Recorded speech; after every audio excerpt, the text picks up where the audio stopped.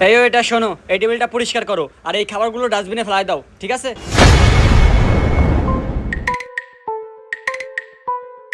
মানে কি স্যার, আপনার খাওয়া শেষ? হ্যালো হ্যালো, হ্যাঁ আমি চলে আসছি।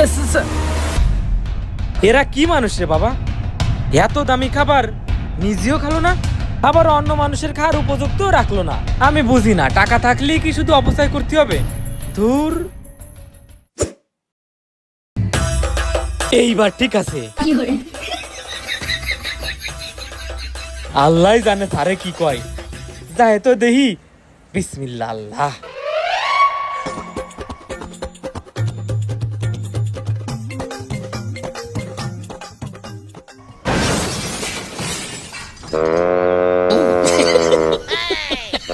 কি ব্যাপার, এইগুলা কি? আর আমার খাবার কোথায়? স্যার, ওই আপনার খাবার আমি খাবো বলে রেখে দিছি, আর ওইখান থেকে অল্প অল্প করে আপনি যতটুকু খান ততটুকু নিয়ে আইছি। হট রাবিশ, ননসেন্সের মতো কথা বলতেছো কেন? আমার খাবার তুমি খাবে বলে রেখে দিছো, আর আমাকে এতটুকু খাবার দেওয়ার সাহস হয় কিভাবে তোমার? আসলে স্যার, আপনি প্রতিদিন যে খাবারটা অর্ডার করেন তার অল্প কিছু খেয়ে বাকিটা নষ্ট করে ফেলান। সেই খাবারটা এমনভাবে নষ্ট করেন যেটা পরবর্তীতে আর কেউ খেতে পারে না।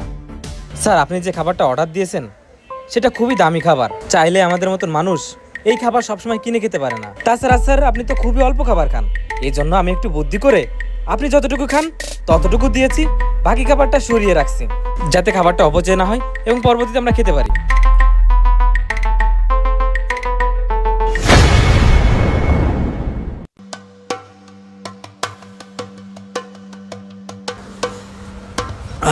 আলহামদুলিল্লাহ, এই পানি না থাকলে আজকে আমাকে জীবন বাঁচতো না।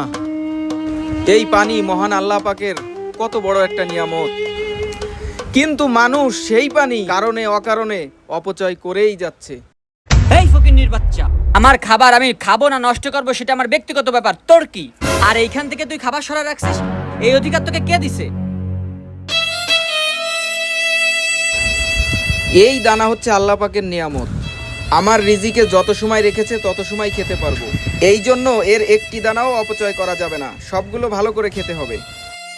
সরি স্যার, আসলে আপনি প্রতিদিন খাবারটা অপচয় করেন তো, এজন্য আমি ভাবলাম খাবারটা অপচয় না করে খাবারটা যদি আমি খেয়ে ফেলি তাহলে ভালো হবে, এজন্য সরি স্যার।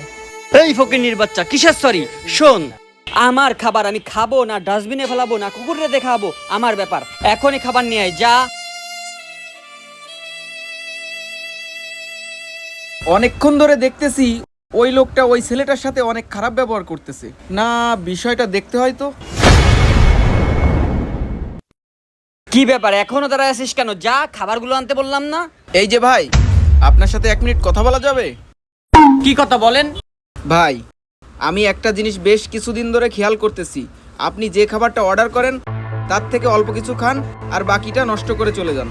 আপনি খাবার খেতে পারেন না ঠিক আছে, তাহলে সেটা পার্সেল করে নিয়ে যান। বাইরে অনেক অসহায় মানুষ আছে যারা খেতে পারে না, খাবার খুঁজে পায় না, তাদেরকে দিয়ে দেন, অন্তত তারা এই খাবারটা খেয়ে বেঁচে থাকতে পারবে। আরে ভাই, আপনার কোটি কোটি টাকা থাকতে পারে, কিন্তু আল্লাহ পাকের এই নিয়ামত একটি খাবারের দানা তৈরি করতে পারবেন? আল্লাহ পাক কোরআনের ভিতর বলেছেন, লাইন শাকারতুম লাআযীদান্নাকুম ওয়া লাইন কাফারতুম ইন্না আযাবী লাশাদীদ। যে ব্যক্তি আল্লাহর নিয়ামত পাইলো আর তার শুকরিয়া আদায় করলো, আল্লাহ পাক তার নিয়ামত আরো বাড়াই দেন। আর যে ব্যক্তি নিয়ামত পেয়ে শুকরিয়া আদায় করলো না, তার জন্য রয়েছে কঠিন শাস্তি।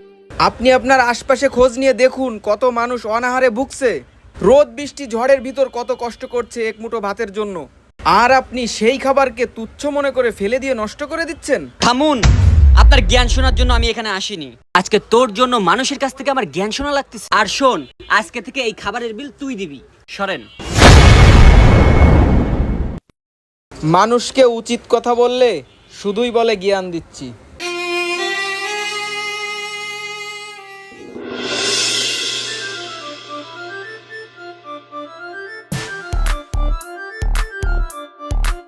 ভাই, আপনিও বসেন। না ভাই, ঠিক আছে। আপনার জন্য অর্ডার দিছি, বসেন। বসেন তো।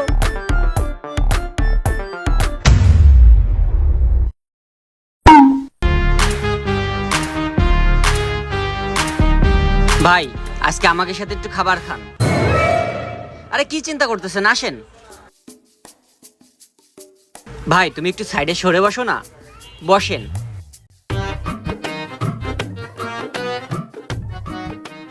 ভাই আমি আপনার কাছে খুবই লজ্জিত। আপনি সেদিন আমাকে যে কথাগুলো বলেছিলেন তা সব কয়টাই ছিল সঠিক, কিন্তু আমি না বুঝে আপনাকে কতই অপমান করেছি। আমি আপনাকে বুঝতে চাইনি, কিন্তু আমার চোখ তখনই খুলে গেল যখন আমি বাইরে গিয়ে দেখলাম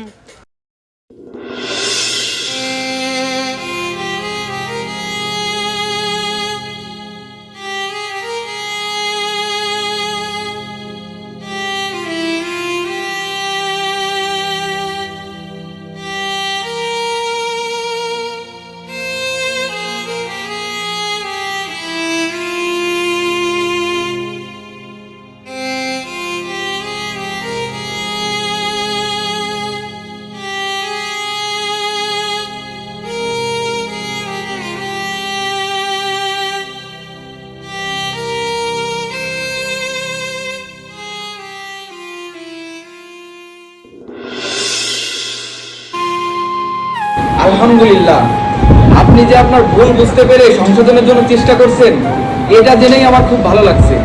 আসলে আমাদের সমাজে যেসব বিত্তশালীরা বাস করে তারা কখনোই এইসব নিম্ন শ্রেণীর মানুষের বাস্তবতাটা বুঝতে পারে না। আপনার কাছে হয়তো 1000 টাকার কোনো মূল্য নাই, কিন্তু এদের কাছে 1 টাকা 1000 টাকার সমান। এখন আর দেরি না করে খাওয়া শুরু করি। নেন, আপনিও খান।